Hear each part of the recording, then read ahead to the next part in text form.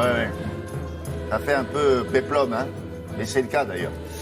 Vous allez comprendre pourquoi. Alors, qu'est-ce que c'est qu'un défilé croisière? C'est chaque année, hein, dans cette grande maison parisienne. Ils ont déjà été à Singapour, Dubaï, Séoul, La Havane. Cuba. Et là, peut-être restriction budgétaire, va savoir. En tout cas, ça s'est passé à Paris. Voilà, Paris, mais destination la Grèce quand même. Alors, qu'est-ce que c'est qu'un défilé croisière? On le rappelle, c'est une collection qui arrive au mois de novembre. C'est l'été en hiver.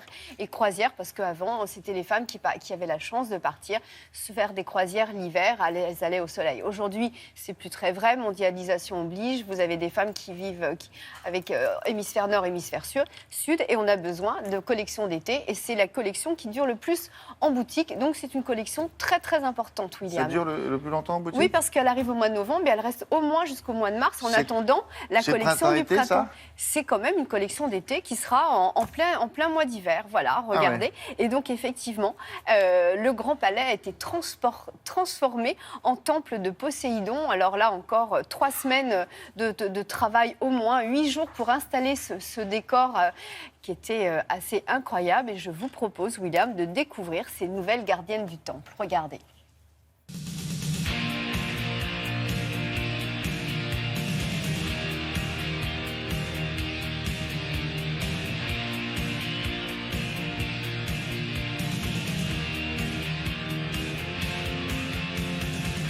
On voyage dans le monde entier. Et c'est ça l'inspiration de cette collection. C'est depuis Paris, être ouvert sur l'extérieur, être ouvert sur le monde et pouvoir comme ça faire des voyages imaginaires qui reflètent une Grèce qui n'existe plus, mais qui a été fort en esthétique et qui a été fort pour M. Lagerfeld.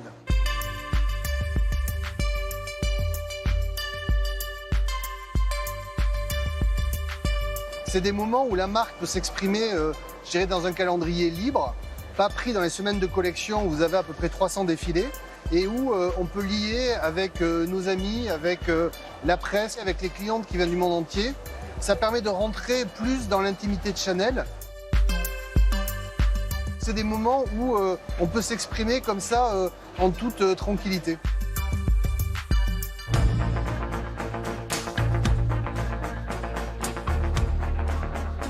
J'aime bien m'imaginer dans certaines tenues, me dire tiens, ça ira bien.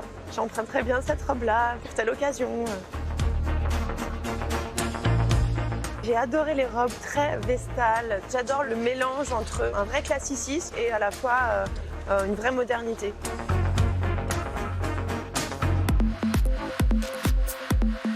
La collection permet de découvrir vraiment plein de choses, plein d'esthétiques, plein de silhouettes.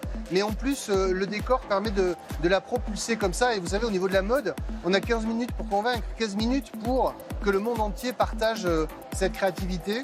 Et le décor contribue largement à propulser la collection dans ce qui va être sa vie. On va la retrouver en boutique au mois de novembre. Karl est inspiré par un thème. Là, le thème qui a été retenu, c'est justement cette Grèce antique qui n'existe plus, ce qui permet aux équipes de se concentrer et d'illustrer ce thème au maximum, avec chaque fois ce petit clin d'œil. On n'est pas dans une interprétation littérale de ce que l'histoire nous a proposé. On a la chance de voir des silhouettes qui sont à la fois avec beaucoup de bijoux, avec beaucoup de foulards, de mousseline. Il y a beaucoup de plissés. Et là, un petit clin d'œil à la société L'Oignon, qui est vraiment ce qu'on peut faire de mieux en termes de plissage aujourd'hui dans la mode française.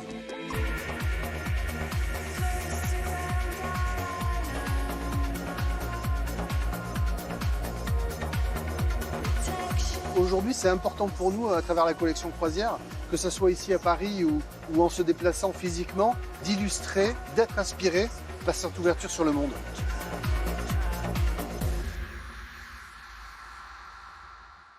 Qui l'accompagne? Qui est ce petit garçon? C'est le fils d'un mannequin et il le considère vraiment comme son petit-fils. Voilà, c'est son filleul et il est de tous les défilés. Il est très connu aux États-Unis. Il n'a que 8 ans et il est assez incroyable comme petit garçon. Voilà. Ah ouais. Exactement. Donc, il faut attendre le mois de novembre donc, pour découvrir cette collection. Et c'est vrai qu'il y avait tout le travail de ces sociétés qui font partie de la maison Chanel par affection, et notamment la maison L'Oignon, qui est un des derniers plisseurs français. Et ils ont même du mal à trouver des cartons de qualité aujourd'hui. Les cartons, parce que vous mettez le tissu dans des cartons pour plisser avec la vapeur. C'est compliqué aujourd'hui de trouver la matière première. En tout cas, voilà, c'était un bel hommage à cette maison française. Merci beaucoup. Notre automobile roule vers l'océan. Des milliers d'arbres. Je suis un peu haute, non? Et donc ce couple a accouché d'un SUV. Le problème, si problème il y a, c'est que c'est une marque automobile italienne que vous connaissez très bien, Alfa Romeo, qui n'avait pas beaucoup fait parler d'elle au cours des dernières années. Et puis là, tout d'un coup, elle s'est dit, SUV, mais j'en ai pas chez moi. Il faut absolument qu'on ait ça dans la gamme. Et voilà. Et c'était quelque part indispensable parce que c'est un segment, c'est-à-dire une catégorie qui croît le plus au monde. En France, on devrait avoir plus de la moitié des véhicules qui seront des SUV. Tous les véhicules vendus, plus de la moitié des véhicules vendus seront des SUV. C'est absolument incroyable. J'ai l'impression toutes les semaines de vous présenter ce genre de véhicule. Pratiquement. Pas toutes les semaines, mais c'est bien, deux par mois. Oui. Oui, c'est très fréquent. Donc, Alfa Romeo n'avait pas de SUV. Ils ont désormais ce genre de véhicule. Et comme c'est un véhicule haut de gamme, un véhicule premium, il y a de la concurrence. Il y a évidemment Audi Q5, BMW X3, Mercedes GLC. Il y a du monde. Donc, il y avait deux solutions. Soit Alfa se disait, on va faire comme les Allemands, on va faire une voiture allemande qui a une bonne réputation, une voiture sérieuse, où on garde notre histoire. Et l'histoire d'Alfa, c'est le sport automobile. Le plaisir de conduite et le design. Et ils ont choisi cette voie-là pour se différencier. Et dans le fond, c'est plus intelligent, puisque essayer de faire la même chose, on fait souvent moins bien. Donc c'est un véhicule complètement différent. Ils ont essayé de faire en sorte que cette voiture, on se fasse plaisir au volant d'un SUV, ce qui est souvent rare, parce que par rapport à une berline, c'est un véhicule assez haut. Eh bien, ils ont réussi un bon compromis. Et je vous propose de le découvrir dans la région d'Avignon.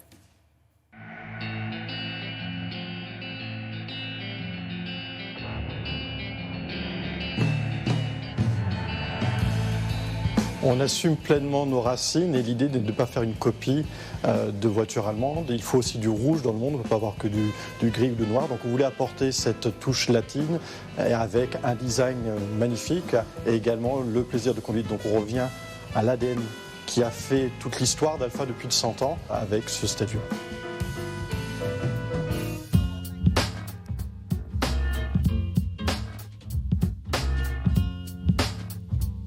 Dans le groupe, on a la chance d'avoir de très belles marques en dehors d'Alfa Romeo, qui sont notamment Ferrari et Maserati. Il faut savoir que les équipes sont réunies dans ce qu'on appelle la Motor Valley en Italie, en Émilie-Romagnée. Vous avez ces trois marques l'une à côté de l'autre et il y a un véritable partage de savoir-faire. L'ingénieur en chef, par exemple, d'Alfa Romeo vient de Ferrari, a travaillé des années là-bas et il s'occupe également maintenant de Maserati. Est-ce que le bouton de démarrage sur le volant, c'est un clin d'œil à Ferrari? C'est un clin d'œil à Ferrari. Comme dans une Ferrari, vous appuyez sur ce bouton et tout de suite, vous entendez le feulement du moteur et vous êtes prêt à aller sur la route pour avoir un réel plaisir. On a sur la gamme des moteurs puissants de 180 chevaux à 510 chevaux. Donc on cherche à la fois le plaisir de conduite, mais c'est aussi au quotidien d'avoir des moteurs qui vous procurent cette réserve de puissance tout en respectant l'environnement. C'est des voitures qui ont des malus inexistants sur les versions diesel.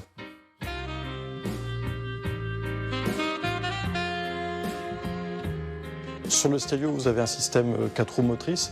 Et ce qu'il faut savoir, c'est qu'au quotidien, elle fonctionne en 2 roues motrices en propulsion. Et vraiment, on passe en 4 roues motrices quand les conditions d'adhérence l'exigent, les conditions de sécurité. Mais l'objectif est au quotidien de baisser la consommation. Donc on a fait un système ultra léger qui fonctionne en 2 roues motrices. Et dès que vous avez besoin, vous avez cette réserve de sécurité. Et vous allez transférer jusqu'à 50% du couple vers l'avant pour avoir une motricité optimale.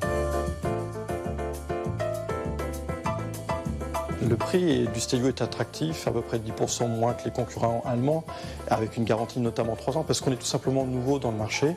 Il faut, au-delà de tous les aspects émotionnels que dégage une Alfa Romeo, son style, son plaisir de conduite, il faut aussi des éléments plus rationnels et offrir une équation économique pour le consommateur plus intéressante, d'où cette agressivité commerciale pour prendre des parts de marché.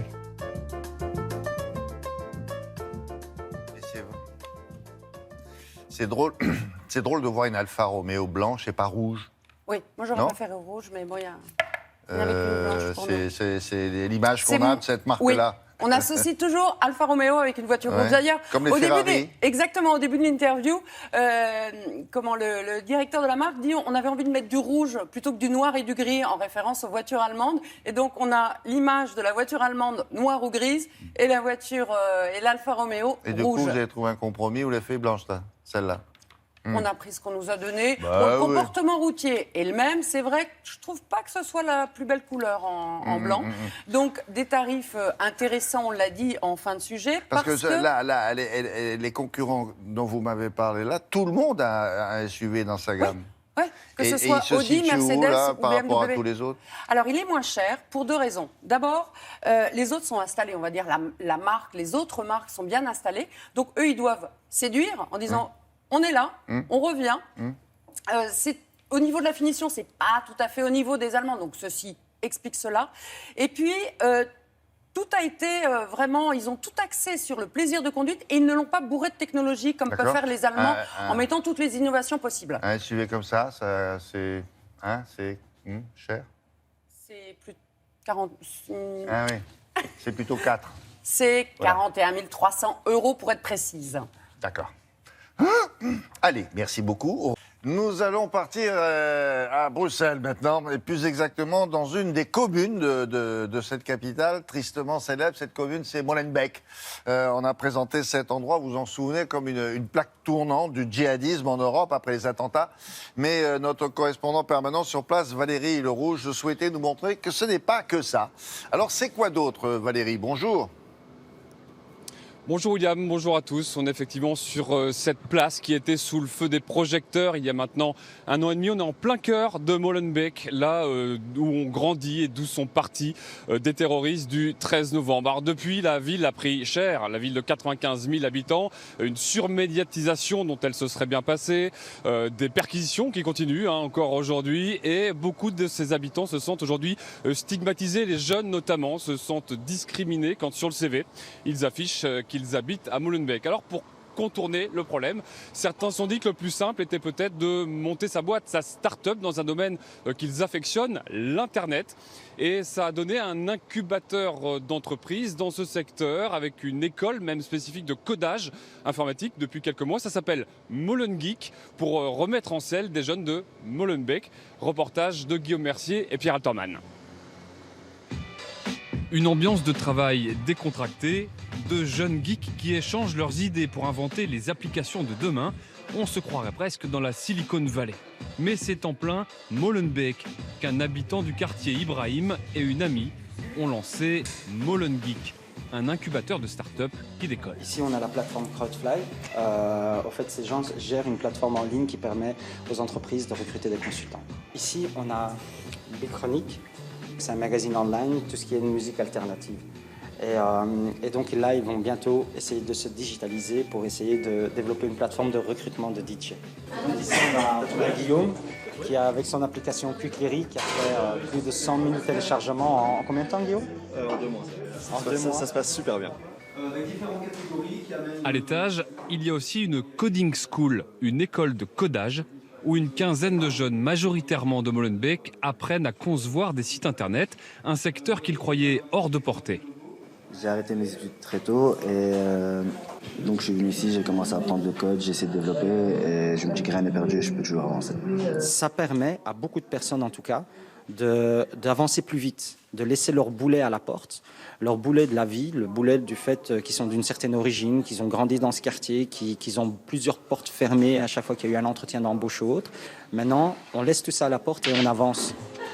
Après la théorie, passage à la pratique. Ismaël a conçu avec d'autres étudiants un site internet pour Sharif, un habitant de la commune, qui en avait besoin pour organiser une compétition sportive. Chacun a pu apporter ses propres compétences pour pouvoir développer, notamment sur le visuel, sur la vidéo, sur la conception du site internet. On a tous travaillé ensemble. Donc, samedi soir, on était 5 personnes, on a travaillé dessus et en 6 heures de temps, on a pu avoir ce résultat-là. Molengeek semble susciter des vocations et réveiller des envies. Franchement, ouais, ça m'a permis d'être plus ambitieux, car on voit d'autres personnes qui lancent leur start-up, qui se lancent, qu'on voit que ça marche pour eux. Donc pourquoi pour nous ça marcherait pas si notre idée est bonne, si on est faut être organisé surtout et patient et avoir quelques contacts aussi. Mais c'est possible, tout est possible. L'école est gratuite, financée par des sponsors. Depuis les attentats de Paris et la médiatisation désastreuse de Molenbeek, des grands noms comme Google ou Samsung ont décidé d'y participer.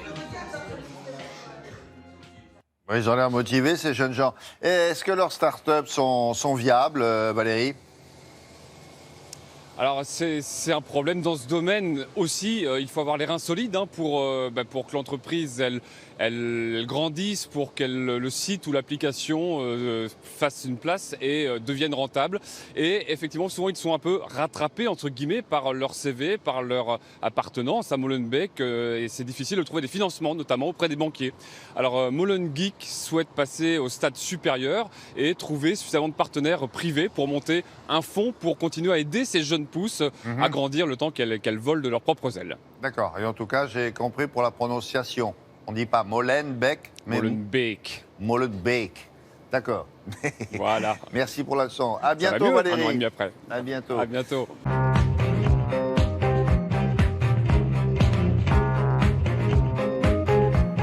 Molenbeek.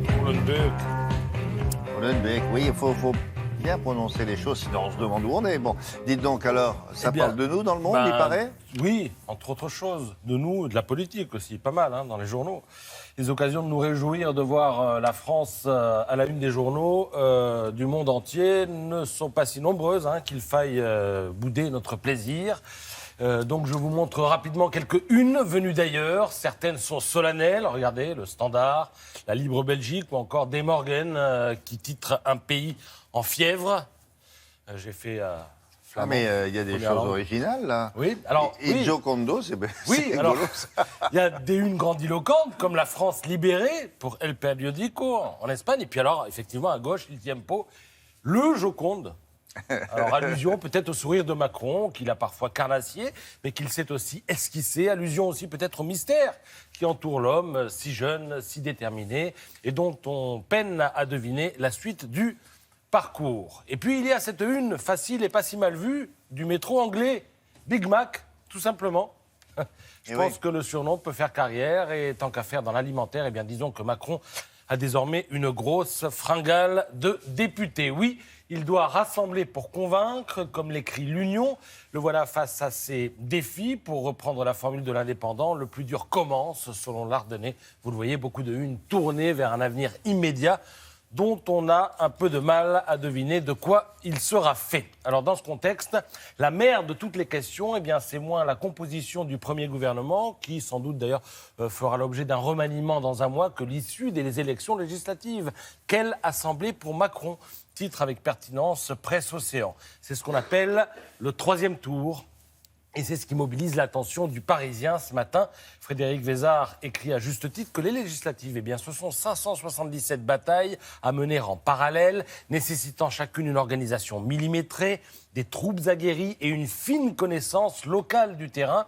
Manière de se demander si les troupes de Macron sont les mieux armées pour rafler la mise. Macron, lui, veut y croire. Objectif 289 députés, c'est la majorité absolue, auquel s'ajoutent 184 insoumis, ça c'est 4 insoumis, ça c'est l'objectif Mélenchon, auquel s'ajoutent 40 FN, ça c'est l'objectif Le Pen, auquel s'ajoutent 80 socialistes, ça c'est l'objectif Cazeneuve, auquel s'ajoutent 289 LR, ça c'est l'objectif Barouin, qui veut forcer Macron à une cohabitation. Moi j'ai sorti ma calculette ce matin, ça nous fait 872 députés dans une chambre qui ne compte que 577 sièges. Ils vont siéger dans les couloirs. Il va y avoir des déçus, évidemment, et il n'est pas sûr que les déçus en question se ramassent chez Macron plutôt que dans les ruines du PPTF, le paysage politique traditionnel français.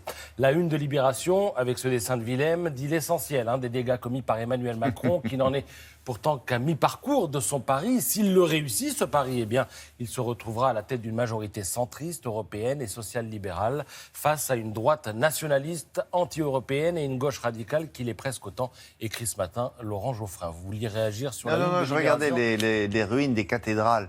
Oui, bah, vous avez la cathédrale PS, la cathédrale LR, la cathédrale FN. On dirait un bombardement après un bombardement. Et oui. Et droite et gauche classique vont se retrouver, écrit Geoffrin, au balcon de l'histoire politique, laissant le champ libre à l'affrontement entre ceux qui acceptent la mondialisation et ceux qui la réclusent, en tout cas sous sa forme actuelle. Voilà ce qu'écrit grosso modo Laurent Geoffrin, le patron de Libération, ce matin. Alors, pour conclure, eh bien, on va dire que comme toujours, ce sont les dessinateurs qui ont raison. Hein. En 4 coups de crayon, ils arrivent à résumer une situation. Vous avez ce dessin de CAC à la une de l'Opinion ce matin. Macron y est campé en batteur de cartes, donc celle du PS, celle de LR, celle du FN, les fameuses ruines dont on parlait à l'instant. Et même si sur le dessin, Macron ressemble au croupier, il se pourrait bien qu'il soit en fait le véritable joueur de la partie. Alors maintenant, après, il faut être le gagnant. Voilà. Merci beaucoup. Quand on partait de bon matin, quand on partait sur les chemins, à bicyclette, nous étions quelques bons copains. Il y avait Fernand, il y avait Firmin, il y avait Francis et Sébastien. Qui sont ces jeunes gens? Bonne question. Ceux qui chantent, vous voulez dire? Ceux qui chantent, oui. Bon, alors, pédaler, c'est bon pour la planète, c'est bon pour vous au mollet, c'est bon pour tout le monde. Mais quand vous êtes très chargé et que vous avez l'intention de poser ça quelque part, comment fait-on? On prend une remorque. On prend une remorque. Mais imaginez-vous avec 250 kilos dans votre remorque. Non. Bah oui, ça il faudrait avoir des... Faut avoir Chris Froome pour arriver à emmener ça. Je fais ce que je veux de mes mollets. D'abord, je fais ce que je veux. Alors l'idée, c'est, on connaît tous le vélo électrique maintenant, c'est très répandu, mais la remorque électrique, on ne l'avait pas encore faite. Or là, c'est une remorque électrique qui va s'adapter à n'importe quel vélo, et pas forcément un vélo électrique, un vélo tout à fait normal, auquel vous allez bien accrocher cette remorque, cette petite carriole, et vous allez pouvoir mettre jusqu'à 250 kilos à l'intérieur. Vous direz, bon oui, tiens, c'est pas bête. Oui, bon. Mais une cuisine, ça. Alors, on parlera après peut-être de la cible, mais effectivement, que ce soit des artisans ou bien le boucher ou bien qui vous voulez dans une zone urbaine, pour empêcher les voitures de venir, par exemple, et pouvoir continuer à assurer un service, eh bien, c'est super, parce que vous pouvez avoir une partie froide, par exemple, où vous allez pouvoir mettre vos victuailles. Vous allez pouvoir en faire absolument ce que vous voulez. 250 kilos, c'est quand même beaucoup. Mais comment elles sont départagées, les forces de la remorque et celles du vélo? Elles vont ensemble? Alors, c'est là où ça devient intéressant. C'est effectivement comme ça, on se dit, bon, bah, c'est pas très difficile à imaginer une remorque électrique. Simplement, quand vous freinez et que vous avez 250 kilos derrière, vous avez donc une inertie. Et toute l'intelligence de cette remorque, c'est d'adapter en permanence sa vitesse à celle du vélo. Mais alors, vous la contrôlez au guidon? guidon? En fait, c'est elle qui s'adapte. Quand vous freinez, elle freine. Voilà, elle adapte sa vitesse et donc elle freine toute seule et elle est tout le temps à la même vitesse que le vélo. Elle se débrouille? Exactement. C'est pas vous qui contrôlez au guidon la vitesse du vélo et la vitesse de la... Non, elle se débrouille et elle a intérêt à bien freiner, encore une fois, parce que quand vous êtes en descente avec 250 kilos et que vous êtes sur le vélo, vous avez intérêt à sauter aussi. Alors, on regarde comment ça fonctionne. C'est une start-up française qui a été primée plusieurs fois et qui est partie sur ce concept très écolo. Regardez.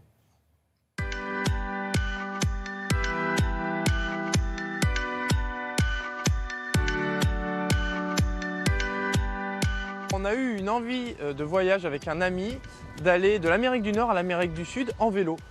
Et on a eu ce problème, c'est de se dire comment est-ce qu'on allait transporter nos affaires pendant un an à vélo.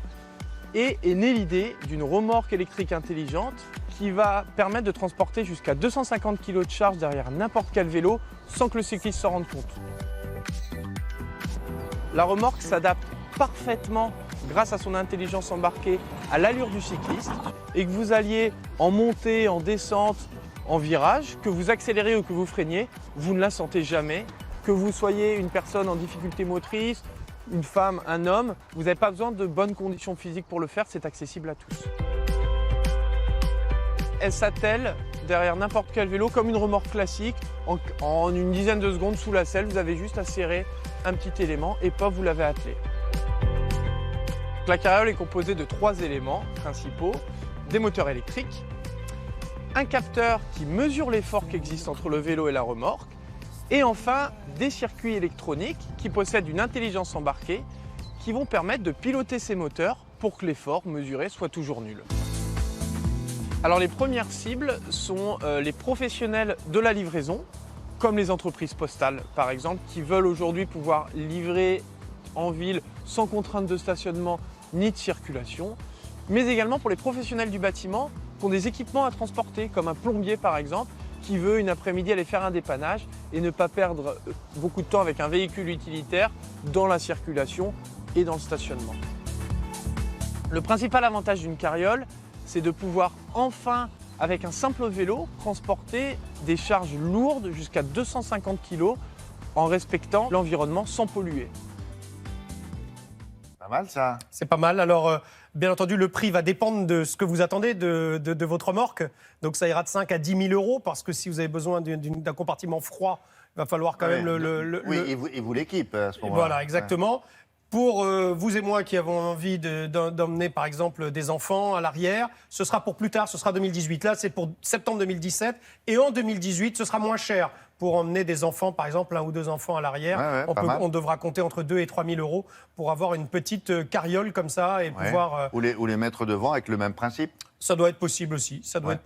Pour qu'on puisse les voir. Exactement. Merci beaucoup Yann. Mais d'abord, c'est les 4 vérités. Caroline Roux reçoit ce matin Jean-Paul Delevoye. Jean-Paul Delevoye, il est l'une des pièces maîtresses de l'équipe Macron, puisque c'est lui qui a la lourde tâche de sélectionner les 577 députés du nouveau parti, La République En Marche. Et au passage, son nom circule aussi pour Matignon.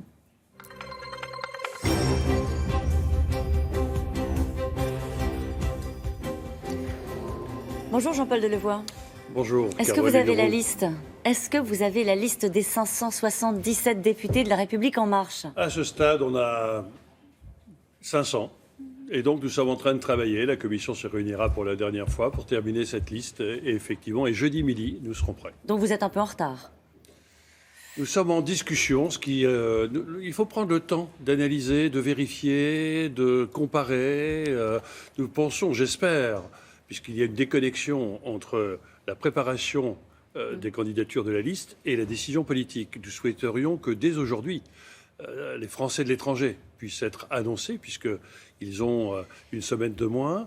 Et je voudrais signaler que ce n'est pas moi qui décide. Je suis président d'une commission composée de 9 membres, 6 femmes, 3 hommes, qui ont travaillé des dizaines et des dizaines d'heures. C'est plus de 150 ou 150, 60 heures de travail. Pourquoi ? Et 700 heures de préparation. Pourquoi il vous en manque 77 ? Est-ce que vous êtes en train de négocier avec le parti LR, avec les socialistes ? Est-ce que, on va se le dire, c'est ça qui se joue en ce moment, parce que la liste, il faut la présenter jeudi. Enfin, c'est l'engagement que vous avez pris.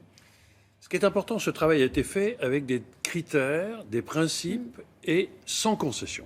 Donc, le principe que nous avons arrêté, c'est aucun calcul d'appareil, aucune négociation, aucun privilège. C'est-à-dire que les choses sont claires. Nous voulons avoir un respect des citoyens. Le président de la République a incarné un projet, un changement, un programme qui, lui, ne change pas. Je constate que les Républicains vont changer leur programme par rapport au projet présidentiel. Les socialistes vont changer leur programme. Nous avons le même cap, la même vision. Le deuxième principe, c'est que nous respecterons la parité, la société civile. Et le troisième principe... La diversité.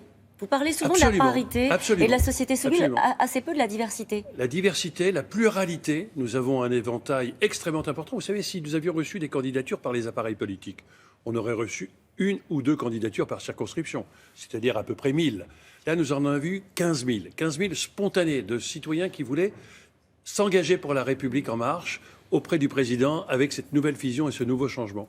Et donc, bien évidemment, on a perturbé les appareils politiques qui ont gardé les mêmes recettes. Est-ce que tu peux mettre quelqu'un ? Pourquoi tu mets quelqu'un devant moi ? Est-ce que tu peux... Et nous, on leur dit non. Votre choix, il est clair. Si vous décidez de soutenir le président Macron, son projet, vous prenez l'investiture En Marche et vous vous inscrivez à la préfecture. Si vous ne le faites pas, vous assumez les conséquences de votre choix. Nous le respectons, mais vous aurez un candidat qui proposera aux citoyens une alternative au choix de la circonscription. Il y a eu un peu de confusion hier. Les députés issus de la société civile peuvent-ils être élus ? Vous avez dit oui, Richard Ferrand a dit non, c'est oui, c'est non. Alors, il faut effectivement revenir à la définition. La définition pure, c'est que membres de la société civile, aucun mandat. C'est-à-dire c'est des hommes et des femmes qui découvrent pour la première fois l'engagement.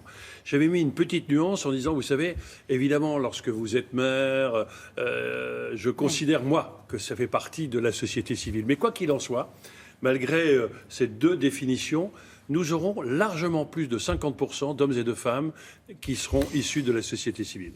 Pourquoi y a-t-il, à l'heure où on se parle, peut-être que vous allez nous annoncer demain 77 députés qui seront des transferts du Parti Socialiste ou du Parti Les Républicains, mais pourquoi, à votre avis, à l'heure où on se parle, il y a si peu de ralliement vers En Marche, de la part des partis traditionnels, des vieux partis? Mais on peut le comprendre. Ah bon?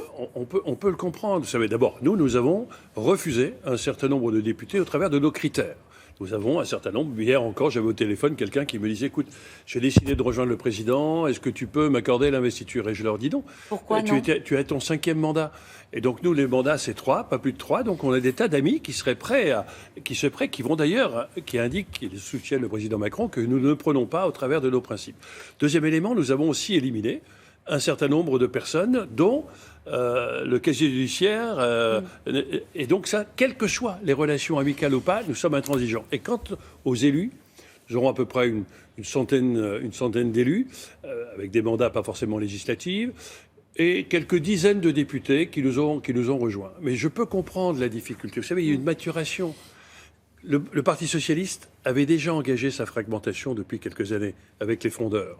Et donc le fait qu'un certain nombre de personnes se séparent, la maturation était nécessaire. Chez les Républicains, la maturation de la fragmentation est en marche. Et vous verrez qu'après les législatives, le clivage est très clair entre celles et ceux qui soutiennent une ligne politique et celles et ceux qui n'en veulent pas. C'est intéressant ce que vous dites. En réalité, cette majorité, elle va se construire non pas maintenant avec des dépôts de candidatures en préfecture sous le label La République En Marche, mais ensuite, c'est ça que vous nous expliquez. Par exemple, il y a une partie des Républicains qui ont vocation ensuite collectivement, on peut penser aux jupéistes, par exemple, à rejoindre En Marche et à rejoindre la majorité. Les messages sont très clairs. Vous savez, il y a 3 hypothèses. La cohabitation, c'est à laquelle aspirent les Républicains et qui, pour moi, ne sont pas un projet politique, puisque c'est même la fragilité de l'efficacité politique. Et donc, les concitoyens vont être très clairs et très cohérents.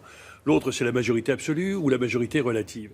Mais quoi qu'il en soit, sur ces 2 hypothèses, nous avons déjà des messages très clairs d'hommes issus du Parti socialiste et de femmes, et d'hommes et de femmes issus des partis républicains qui nous disent, attendez, on a bien compris qu'aujourd'hui, on ne peut pas quitter notre camp de conquête du pouvoir ou de préservation de nos sièges. Par contre, dès demain, si le président fait ce qu'il dit, à savoir des projets qui peuvent dépasser les frontières politiques, nous sommes prêts à nous associer à une majorité de projets. Qu'est-ce que vous faites dans des cas comme celui de Bruno Le Maire? Alors, il dit très clairement qu'il fait part de sa volonté de travailler avec vous. Alors, est-ce que ça veut dire que vous installez dans l'heure, face à Bruno Le Maire, des candidats, je veux dire, pas dangereux, sans être désagréables? Comment vous gérez? C'est curieux le critère que vous ajoutez de la dangerosité du candidat. Vous le mettez par rapport au risque de faire perdre, le candidat. Un allié, écoutez, il se présente comme tel. Nous n'avons en l'occurrence aucun calcul. Il appartient aux uns et aux autres de se positionner. S'ils se positionnent et qu'ils s'inscrivent chez nous, République En Marche, il n'y a pas de candidat. S'ils ne le font pas, il y a un candidat. Combien il y aura de candidats Modem avec la double étiquette? Allez, on est à 2 jours, vous pouvez nous le dire. Oui, on est à quelques dizaines. Quelques dizaines, c'est pas super précis. Non, mais je crée moi-même l'ambiguïté pour vous laisser le soin de l'information qui tombera jeudi midi. Vous êtes prêt, sinon? Oui, absolument. Pour Matignon? Non, pas du tout, attendez. Qu'est-ce que ça veut dire? Parce que votre nom circule. Je devrais me méfier, vous avez raison de sourire de cette question, perfide. Écoutez, moi j'ai rejoint Emmanuel Macron sans calcul, vous me connaissez, sans rien attendre, sans rien demander. Je crois que ce qui est intéressant, c'est la passion qu'il suscite. Vous avez vu l'impact international. Je crois que les Françaises et les Français ont adressé un message à l'international dont on n'imagine pas la puissance. La France a retrouvé sa crédibilité. Un homme de 40 ans, formidable. Trudeau était enthousiaste. Et puis, une mobilisation de citoyens que je n'ai jamais connue. Et donc, nous avons la volonté de nouer un dialogue avec les partenaires sociaux pour voir comment changer et transformer la société, donner un esprit de reconquête et d'espérance. Je disais d'ailleurs dans un de mes tweets, dans le jardin de la République, une des plus belles fleurs vient d'émerger, l'espérance. Et les Français ont besoin d'espérance. Merci beaucoup, Jean-Paul Delevoye. C'est à vous, William. Vous avez entendu, hein, elle veut les noms et les 06. Ah non, pas les 06. Si. Elle veut les inviter. Mais je lui ai déjà donné les photos aussi. Ah oui, c'est ça aussi, les photos. Absolument. Merci beaucoup. Allez, à bientôt.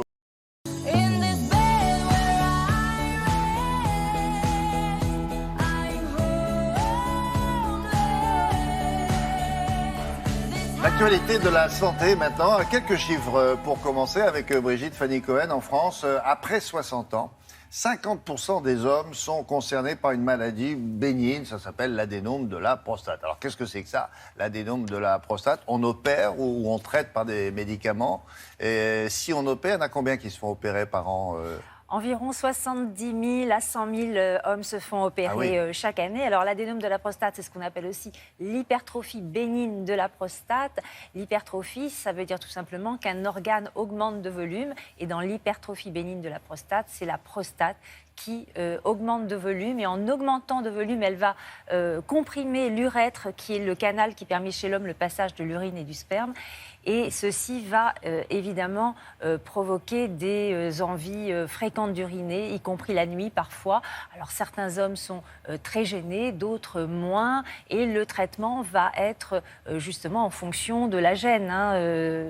Par exemple, des médicaments peuvent agir sur des troubles vraiment peu sévères, peu importants. Et quand les troubles deviennent très importants, avec vraiment une gêne dans la vie quotidienne, on peut passer à la chirurgie. Dans hypertrophie bénigne de la prostate, il y a le mot bénigne. C'est donc une maladie qui n'est pas sévère. Donc ça n'a rien à voir avec le cancer de la prostate. D'accord, ça c'est autre chose. Donc mais la quoi, chirurgie, on réduit le volume. L'objectif de la chirurgie, c'est de s'attaquer à la cause du problème, c'est-à-dire on réduit le volume de la prostate. Mais c'est une intervention qui peut comporter un certain nombre d'effets indésirables. Et pour justement réduire ces effets indésirables, des équipes médicales proposent aujourd'hui une autre technique qui est complètement différente. Il ne s'agit plus d'aller réduire le volume de la prostate, mais d'aller bloquer les artères qui nourrissent la prostate afin de la faire diminuer de volume. Alors comment se passe cette intervention? Ce n'est plus de la chirurgie.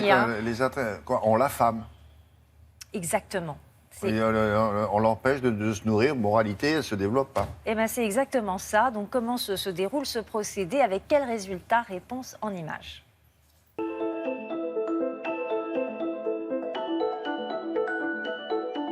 L'embolisation de la prostate se déroule en ambulatoire. On commence par une ponction de l'artère fémorale au niveau du pli de l'aine. Ensuite, on voyage dans les artères en se guidant par imagerie jusqu'à l'artère prostatique. Quand on est dans l'artère prostatique, on injecte des billes synthétiques qui sont calibrées de façon très précise pour rentrer dans les artères exactement de bon calibre. Et ces artères sont bouchées par les billes. Il n'y a plus de sang qui arrive à la prostate et elle va en quelque sorte se ramollir et devenir plus petite. C'est une technique qui est moins invasive, qui donne moins de complications. La complication qui disparaît avec l'embolisation, qui est très fréquente avec la chirurgie, c'est l'éjaculation rétrograde, c'est-à-dire le fait que le patient éjacule non pas vers l'extérieur, mais à l'intérieur de la vessie, ce qui pose des problèmes de fertilité et des problèmes de qualité de sexualité. Au-delà de ça, le patient retourne à ses activités professionnelles et personnelles le lendemain ou le surlendemain de l'embolisation avec pratiquement pas ou peu de douleur. On va prendre les billes. Et puis on va les injecter ici, elles vont sortir ici. Vous les verrez pas, parce qu'elles sont pas de couleur. Donc elles sortent ici, et là elles rentrent dans le malade. Les études scientifiques montrent globalement une amélioration chez les patients. Maintenant, dans la vraie vie, sur 10 patients, il y en a 5 ou 6 qui sont très améliorés, c'est-à-dire qu'ils n'ont plus besoin de traitement, ils se considèrent comme guéris. Ils n'ont plus aucun trouble urinaire, ils ne se lèvent plus la nuit, ils ont un bon jet et ils sont très contents. Sur les 4 qui restent, il y en a qui sont suffisamment améliorés pour ne pas avoir besoin d'autres traitements, mais d'autres vont avoir besoin de continuer à prendre le traitement médicamenteux. C'est environ 2 patients sur 10 pour lesquels on peut refaire une embolisation ou peut-être plutôt aller vers la chirurgie. On peut traiter des patients jeunes et des patients très âgés. Mon plus jeune patient a 48 ans, le plus âgé a 95 ans.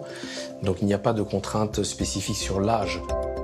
Pour réussir une embolisation, le secret c'est d'avoir une bonne vessie. Donc si la vessie a une bonne contractilité, l'embolisation peut très bien fonctionner. En revanche, s'il y a une vessie qui a une contractilité moins bonne, il faudra plutôt privilégier la chirurgie. Le plus important, c'est que le patient soit bien conseillé par le couple formé par le radiologue interventionnel et l'urologue pour la partie diagnostique et pour la partie thérapeutique, c'est-à-dire quel est le meilleur traitement pour chaque patient. Chaque patient est différent. C'est très important que les 2 spécialistes puissent donner leur opinion. Mais si l'embolisation, ça marche bien avec cette histoire de petites billes, pourquoi on ne fait pas ça pour le cancer, cette fois-ci, de la prostate? Pour affamer la prostate pour qu'elle fume? Eh ben, c'est une voie de recherche. C'est une voie de recherche. Il y a des essais qui vont commencer, notamment chez l'animal. Et l'idée, effectivement, c'est de mettre les médicaments, par exemple la chimiothérapie ou d'autres molécules dans ces petites billes pour aller directement au contact de la prostate, délivrer ces médicaments anticancéreux. Mais encore une fois, c'est une voie de recherche et il va falloir attendre encore quelques années pour avoir une réponse.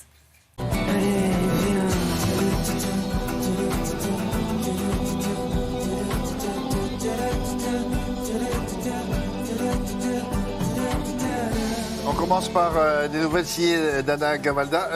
Elle a l'habitude de faire des nouvelles ou pas?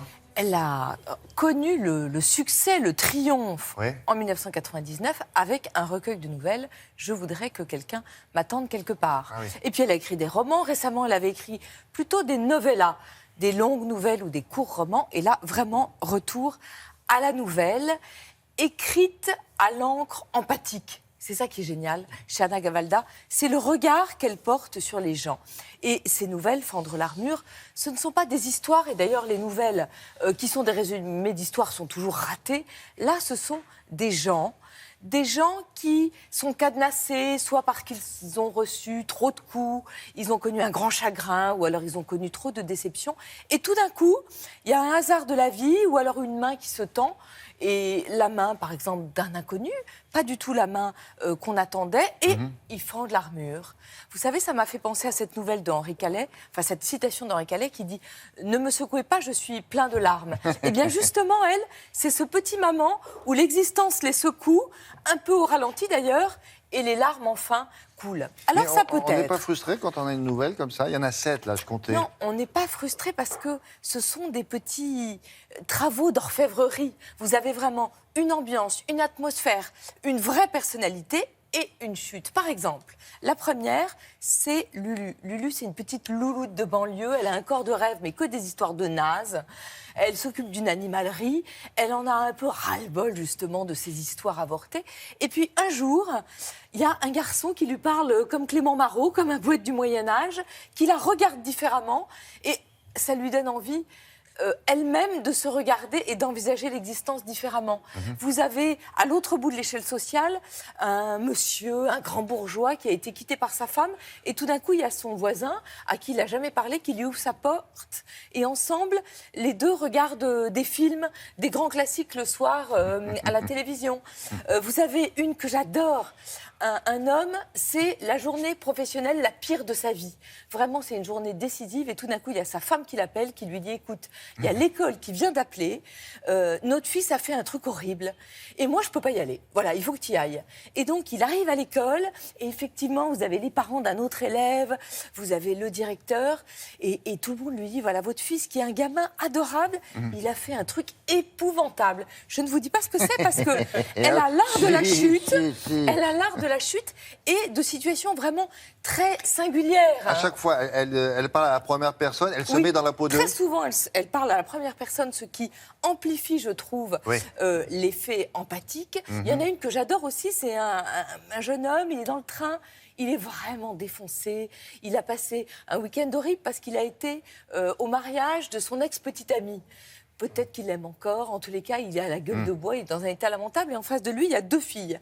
Une ravissante et une vraiment pas très jolie. Et la ravissante, elle lit un livre stupide de développement personnel. Et la fille, très moche, elle lit le journal de Delacroix. Qu'est-ce qu'il va faire? Eh bien, il va draguer la moche. Alors, c'est vraiment, je trouve, un miracle parce que c'est le regard d'Anna Gavalda qui transforme ces êtres cabossés en des êtres absolument merveilleux. Et puis, je trouve que c'est vraiment très, très original. Et puis, en même temps, c'est aussi un éloge de la rencontre inespérée. Il y a une femme qui s'appelle la maquisarde, que j'aime beaucoup aussi. Elle est au café, puis un jour, il y a une inconnue comme ça qui va l'inviter dans sa petite bulle et hop, elle va fendre l'armure. C'est au dilettante, c'est absolument merveilleux et parfois c'est très drôle. Il y a cet homme aussi qui voudrait inviter cette fille qu'il adore dans un grand restaurant, mais elle aime que les nuggets et la sauce barbecue. Je ne vous dis pas non plus la fin. Oui, le dénominateur commun, ce ne sont pas des personnages, c'est l'issue de l'histoire. Ça se termine plutôt pas mal. Les âmes cabossées, et oui, absolument. Ça se termine bien aussi parce qu'elle les regarde avec tendresse. C'est ça qui est important. Bien ça. Ça fait de très jolis débuts de film. Hein. tout ce que vous venez de raconter. là. Oui. Et puis vraiment, ça dépend. Il y en a qui sont très courtes, il y en a qui sont un peu plus longues, il y en a qui font même plutôt 50 ou 60 pages. Ben là-dedans, écoutez, vous voyez, il y en a 7 là-dedans. Voilà. Et en plus, c'est publié toujours au Dilettante, avec ses livres cousus et je trouve, d'une façon agréables. très... Oui, il y a une bonne main, comme on dit. Oui, c'est ça. Il y a quelqu'un qui disait ça un jour. Ils sont agréables à la main. Il faut que je vous parle aussi de Raphaël Alors. Haroche, Retourné à la mer, un autre recueil de nouvelles. Raphaël Haroche, c'est le chanteur Raphaël qui, pour l'occasion, a repris les trémas de son prénom et son nom de famille, Haroche. Il vient de recevoir le prix Goncourt de la nouvelle. C'est un premier recueil et honnêtement, c'est super mérité. Grande découverte, grand plaisir. Pourquoi j'en parle avec Anna Gavalda? Parce qu'il y a une nouvelle qui m'a fait penser à Anna Gavalda. Je l'avais lu avant parce que c'est sorti avant. Un garçon qui est marié, mais qui est amoureux, en tous les cas, qui est irrésistiblement attiré par la plus belle fille du monde. Et oui, c'est la plus belle fille du monde. Qu'est-ce que je vous... oui. Et puis... C'est officiellement la plus belle fille du monde. En tous les cas, c'est ce qu'il pense. Ah, et puis, oui. C'est une actrice, c'est Elle quoi doit être très belle, on ne sait pas. Ah, on et sait un pas. jour, il se retrouve dans sa mini. Il est en couple, et puis pourtant, on sent bien qu'il est irrésistiblement attiré par cette fille. Et cette fille, dans la voiture, lui dit, il y a un problème quand même dans la vie, il y a un problème. Il lui dit, ah bon, quoi? Les Juifs. Et il s'aperçoit que la plus belle fille du monde est une nazie. Qu'est-ce qu'il va faire? C'est une nouvelle sur le désir. Jusqu'où le désir est-il prêt à aller? C'est comme une histoire juive, comme une blague. Cette nouvelle est absolument géniale. Et juste après, il y en a une autre qui s'appelle Les Acacias. C'est Jean-Pierre et Albert qui sont dans une maison de retraite. Il y en a un qui écoute la Calas, qui dit c'est la chose la plus proche de l'existence de Dieu. Et il y a une empathie dans cette histoire, exactement la même que dans celle d'Anna Gavalda. Et celle d'après, c'est une lettre à un ami qui est mort, dont il porte les Santia qui sont trop petites pour lui. Honnêtement, ça me donne envie de pleurer. C'est l'héritier des nouvelles américaines de Fante. C'est le sens du détail. Tout d'un coup, il y a quelqu'un qui tire sur sa manche. Et c'est un tout petit détail, mais qui veut dire évidemment énormément de choses. On fait souvent ça, les garçons, vous savez. Oui. C'est épuré, c'est ultra sensible, ultra étrange, ultra réussi. On attend et là, il y en a un autre combien livre. 3 et 3, 6 et 3, 9, 14. Parce que là, il y en a parfois qui font seulement une page. Ah oui. Mais l'écriture. Bon. Raphaël Haroche, on attend un premier roman très vite. D'accord.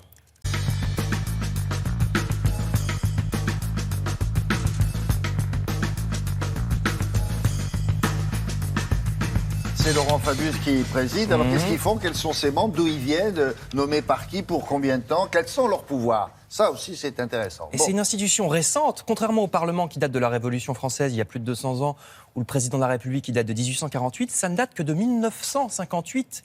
Le Conseil constitutionnel, c'est De Gaulle qui l'a voulu. Regardez, on va voir des images du général. De Gaulle fonde la 5e République en 58. Non, alors ça, c'est pas ça. Alors lui, c'est Raymond Marcellin. Raymond Marcellin, ce qui lui arrive, c'est que c'est l'un des premiers qui va se prendre le Conseil constitutionnel dans la figure, parce que le Conseil constitutionnel de ce monsieur, Gaston Palevski, en 71, va dire à Raymond Marcellin, mais pas du tout votre loi, j'en veux pas. C'était une loi sur les associations. Raymond Marcellin voulait brider les associations de gauche, et la première fois en 71, le Conseil bride le gouvernement.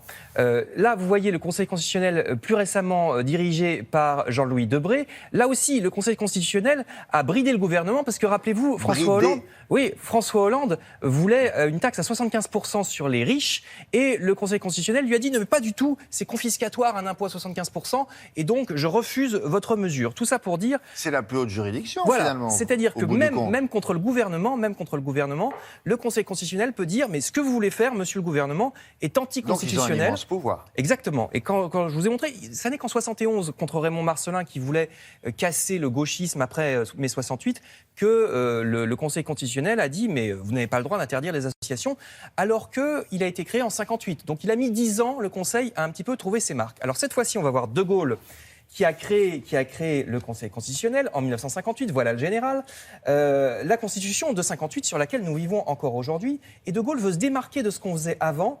La 3e et la 4e République étaient, rappelez-vous, des régimes instables. Sous la 4e République, les gouvernements tombent en moyenne au bout de 6 mois. C'est la valse des ministres sous la 4ème République. Il y a 28 gouvernements en 12 Gaston années. Monnerville. Oui, exactement, Oh là là. c'était le président du Sénat.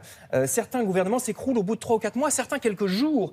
Parce que l'Assemblée, à l'époque... Pourquoi ? Parce qu'il n'y avait pas de majorité. Parce que l'Assemblée a beaucoup de pouvoir. Elle peut censurer les gouvernements très très facilement sous la 4ème République. Et c'est pour ça qu'est créé le Conseil constitutionnel en 58, parce que le Conseil constitutionnel peut dire à l'Assemblée, mais non, ça vous n'avez pas le droit de faire, ça c'est pas constitutionnel, telle loi ça ne va pas.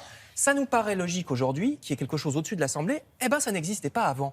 Avant 58, l'Assemblée pouvait faire absolument ce qu'elle voulait en matière de loi, en matière de censure du gouvernement. Et c'est pour ça qu'a été créé le Conseil constitutionnel, pour un petit peu réguler tout ça. Le Conseil qui compte 9 membres qui sont nommés pour 9 ans, c'est facile de s'en rappeler. Mais qui les nomme, ces membres? Alors, il y en a 3 qui sont nommés par le président de la République, 3 par le président de l'Assemblée et 3 par le président du Sénat.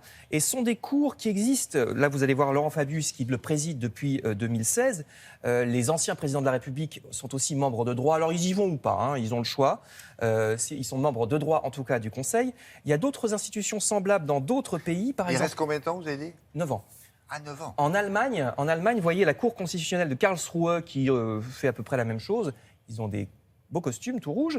Et aux États-Unis, la Cour suprême, Cour suprême a encore plus de pouvoir. Voici son bâtiment. Parce que la Cour suprême, elle ne régit pas seulement le monde politique, c'est tous les procès. Si vous avez un procès au fin fond du Kansas, vous estimez que vous avez été lésé du point de vue de la Constitution, eh ben la Cour suprême peut s'en emparer et dire ah oui, effectivement, la Constitution américaine n'a pas été respectée.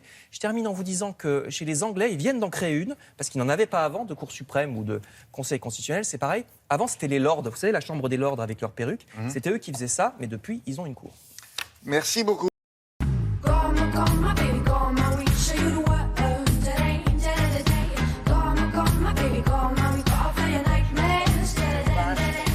L'actualité de la publicité est plutôt à l'étranger avec Thomas Hervé. Cette fois-ci, alors il ne s'agit pas de produits qui sont à vendre, mais il s'agit de messages, d'idées. Les grandes causes, comme on dit. Les grandes causes. C'est une catégorie d'ailleurs, hein, vous savez, dans les festivals de pub, vous avez plusieurs catégories. Alors, il y a quoi comme automobile, catégorie? cosmétique, Oui. alimentaire, etc. Jardin. Et il y a jardin, et il y a la catégorie grande cause. C'est-à-dire que des agences pro bono vont prendre une grande cause et faire un film, une campagne. Expliquez, Alors pro bono, c'est-à-dire gracieusement. Je sais ce que ça veut dire. Oui, il faut pas la prendre. Oh, la blonde. Ça ne veut pas dire que vous êtes la famille du chanteur Bono. Non, c'est autre chose. C'est pro bono. Et donc, vont faire une campagne d'utilité publique, c'est-à-dire qu'on mouille tout le monde dans l'agence, tout le monde va participer, mais gratuitement, gracieusement. Et on va commencer avec un exemple à canadien. À la demande d'un gouvernement, d'une association. Non, généralement c'est une association de grande cause, où là vous allez voir, tous les films qu'on va vous montrer ont toujours la même thématique, ce sont les enfants. Voilà, on va essayer de se sensibiliser autour des enfants et plusieurs problématiques. La première, on la connaît bien, c'est le handicap. On en parle beaucoup, on fait beaucoup d'actions, mais est-ce qu'il y a vraiment des films qui sont efficaces et qui vont permettre de changer les comportements? Écoutez-moi bien, le c'est film très est important. pour faire passer une idée ou pour recueillir des dons? Alors, les deux, mon capitaine, mais surtout, très important, changer de regard, démonstration.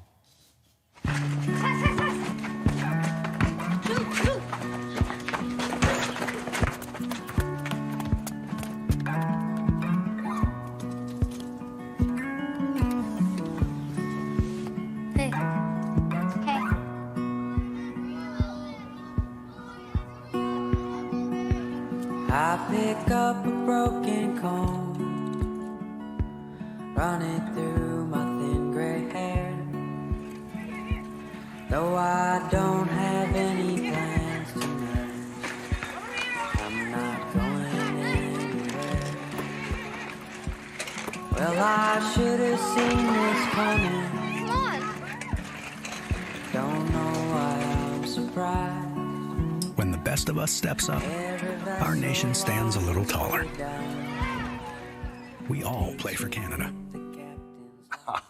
Alors, c'est fort, ça. Là, vous avez vu, au départ, c'est juste pour les Jeux paralympiques, mais en fait, derrière, vous avez une image qui va rester et donc, vous pouvez changer les comportements. C'est ça qui est très intéressant toujours avec la publicité. C'est que, qu'est-ce qu'on fait? Est-ce que c'est suivi d'effet ou pas? Parfois, vous avez des pubs, vous les trouvez très jolies, mais vous n'avez pas changé votre comportement. Non, et vous n'avez pas acheté le produit pour autant. Vous n'avez pas acheté le produit pour autant. Là, on voit cette idée, on se dit, ah tiens, vous avez vu, c'est intéressant, on renverse en fait la situation et on se met à la place de la personne qui est en situation de handicap. Bonne idée, celle-là. Alors maintenant, on va passer avec un spot qui a vraiment fait scandale, peut-être pas, c'est pas le mot, mais en tout cas qui a fait beaucoup parler de lui. C'est un spot espagnol. Et alors vous allez voir, il traite d'un sujet dont on entend beaucoup parler en ce moment. Hein, ce sont les migrants, mais alors d'une manière totalement révolutionnaire. Écoutez bien.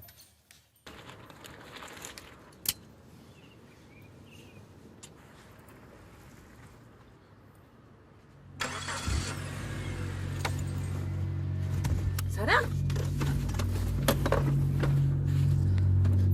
Sarah! Sarah! Sarah! Sarah! Sarah! Sarah!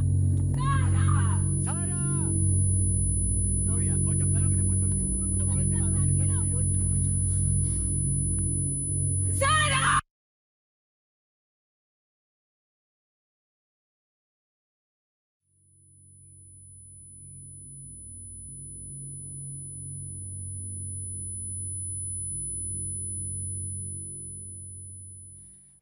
Alors là, vous voyez encore, attention, hein, vous avez vu, ça redescend la Oui, je température comprends qu'il y sur a le une plateau. polémique. Il y Oui, a eu bien polémique, sûr. mais surtout, vous avez vu, c'est que tout à coup, là aussi, on se met à la place d'eux, mais alors d'une manière, on dirait presque une publicité de sécurité routière, c'est-à-dire que c'est tellement violent. Ouais, Le ouais. choc, vous le prenez, vous le vivez, on est tous parents, donc quand on voit ce film, on est glacé, Et voilà, vous avez la fin qui dit, attention, vous avez l'impression que c'est de la science-fiction, etc. Mais ça se passe réellement aujourd'hui en Europe. Après, Des enfants de migrants disparus. 10 000. Vous avez vu, hein, donc est-ce qu'ensuite ça fait changer le comportement et le regard sur qu'est-ce qu'un migrant, qu'est-ce qu'un enfant de migrant qui meurt noyé, etc. On ne sait pas, mais en tout cas, voilà. D'accord. Et on va terminer alors avec quelque chose de beaucoup plus léger. Comment traiter de la parité au niveau des enfants?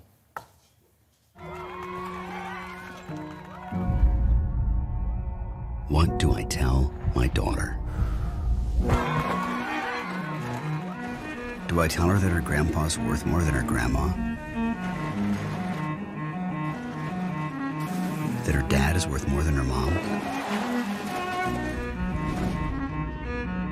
Do I tell her that despite her education, her drive, her skills, her intelligence, she will automatically be valued as less than every man she ever meets?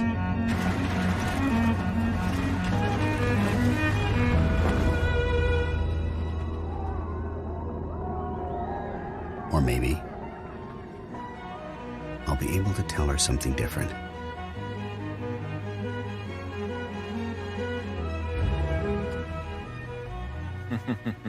Et alors là, vous voyez, c'est pour une pub pour une bagnole. Donc là, vous voyez, c'est carrément une bagnole qui dit achetez ma voiture parce que moi j'ai des valeurs qui vous conviennent et qui sont modernes. Je souhaite que les hommes et les Ça, femmes c'est pas soient une grande traités cause. à égalité. Bah, c'est pas une grande cause, non, mais on s'est servi de la grande cause pour faire vendre des véhicules. Vous voyez, c'est encore Voilà. le troisième rideau. C'est malin. Très très malin ça. Et en plus, l'image est belle.